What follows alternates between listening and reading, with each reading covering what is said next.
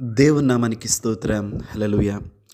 ప్రభువైన యేసుక్రీస్తు నామములో అందరికీ కూడా మరొకసారి నా హృదయపూర్వక వందనాలు.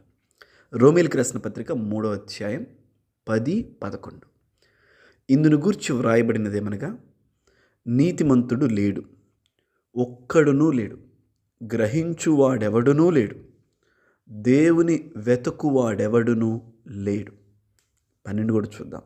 అందరూ త్రోవ తప్పి ఏకముగా పనికి మాలిన వారైరి, మేలు చేయువాడు లేడు, ఒక్కడైనను లేడు. ఒక్కడునూ లేడు అంటే అందులో మనం కూడా ఉన్నాం. యాక్చువల్గా దేవుణ్ణి వెతికేవారు లేరు అంటే ఈ వాక్యంలో మనల్ని కూడా కలిపారు యాక్చువల్లీ. సరే, మనం ఇప్పుడు మరి ఎవరం? మనమెవరం మరి? దేవుని ప్రేమ, దేవుని కృప చేత లోకములో నుంచి, అనీతి నుంచి, అపరిశుద్ధత నుంచి, భక్తిహీనత నుంచి విడిపించబడిన వారు. అందుకనే వాక్యం ఎఫెసీ 2:1 ఉంది, మన అపరాధముల చేతను మన పాపముల చేతను మనము చచ్చిన వారమై ఉండగా క్రీస్తు తన ప్రేమతో మనలను బ్రతికించెను. హల్లెలూయా. చూసారా? యాక్చువల్గా ఒకప్పుడు మనలో కూడా నీతి లేదు, మనలో పరిశుద్ధత లేదు, దేవుని వెతకటం అనేది లేదు. కానీ దేవుడి కృప, ప్రేమ ఏం చేసిందంటే మనల్ని ఆయన వైపు ఆకర్షించుకుంది. హల్లెలూయా. ఆయన వైపు ఆకర్షించుకుని ఆయన సన్నిధిలో ఈ వాక్యాన్ని వినేటట్లుగా, ఆయన మాటలు వినేటట్లుగా మన ఎడల కార్యం జరిగించిందండి. దేవునికి స్తోత్రం. అందుకని ఆ ప్రేమను బట్టే ఈరోజు నీతిమంతులుగా పిలువబడుతున్నాం.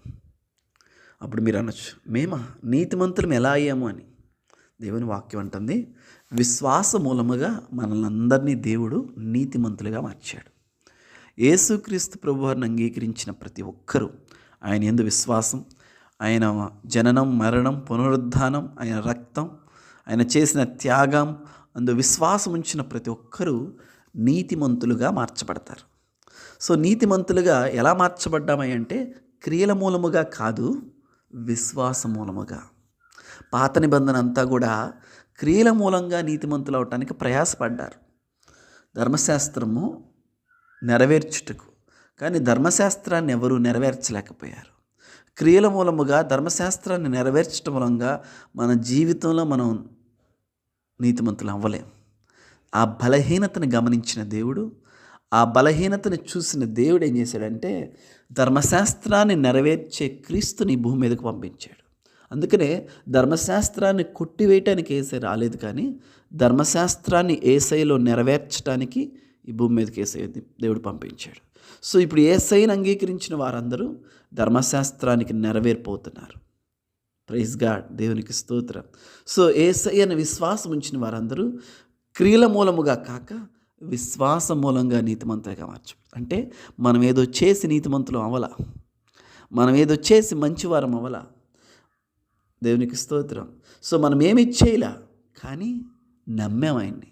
ఆ నమ్మికే మనలో నీతిమంతులు అనే స్టేట్మెంట్ని ఇచ్చింది. మీరు చెప్తే నీతిమంతులు అయిపోయాము. నో నో నో మనుషులు చెప్తే మనం నీతిమంతులం అవ్వలా.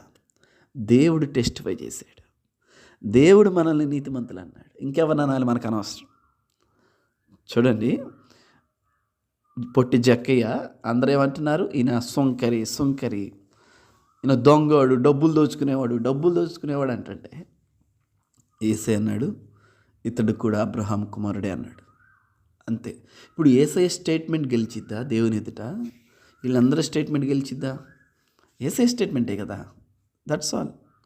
ఈమె పాపాత్మురాలు, ఈమె ఎలాంటిదో తెలీదా అని వెనక సొణుగుతూ ఉన్నారామా కన్నీటితో పాదాలు కడిగి తల వెంట్రుకలతో తుడుస్తుంటే యేసయ్య అన్నాడు, అమ్మా నీ విశ్వాసము నిన్ను రక్షించింది, సమాధానము గల దానవే వెళ్ళు అన్నాడు. ఇప్పుడు యేసయ్య స్టేట్మెంట్ గొప్పదా? వాళ్ళందరూ సణిగిన సణుగులు గొప్పవా?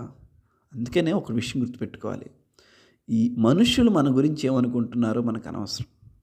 దేవుని ఎదుట నిర్దోషిగా మనం జీవించాలి, దేవుని ఎదుట యథార్థమైన వ్యక్తిగా జీవించాలి. అప్పుడు దేవుడే ఆయన మాటే మన జీవితాల్లో నెరవేరుస్తాడు.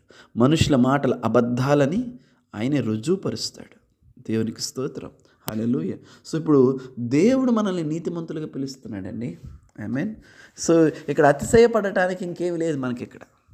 నేను ఇలా ప్రార్థన చేసేవాడిని అందుకని దేవుడు నన్ను ఇట్లా రక్షించుకున్నాడు, నథింగ్. నేను ఇలా ఉపవాసాలు ఉండేవాడిని ఎందుకని దేవుడు నన్ను ఇలా నీతిమంతులుగా, నథింగ్. మురికి గుడ్డ అది. మన క్రియలు మన నీతి అంతా కూడా మురికి గుడ్డలు అవన్నీ.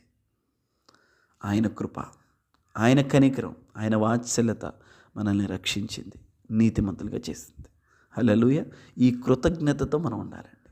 ఎందుకంటే భూమి మీద ఎన్నో సంపాదించుకోగలుగుతాం, కానీ దేవుని ఎదుట నీతిమంతులు అనే మాటని మన వల్ల కాదు, మన జీవితాంతం కష్టపడినా అవ్వదు అంతే. అది ఏ క్రియలు చేసినా అవ్వవు. అవి ఒక్క యేసయ్యందు విశ్వాసం ఉంచడం ద్వారా మాత్రమే నీతిమంతులుగా మార్చబడ్డాం.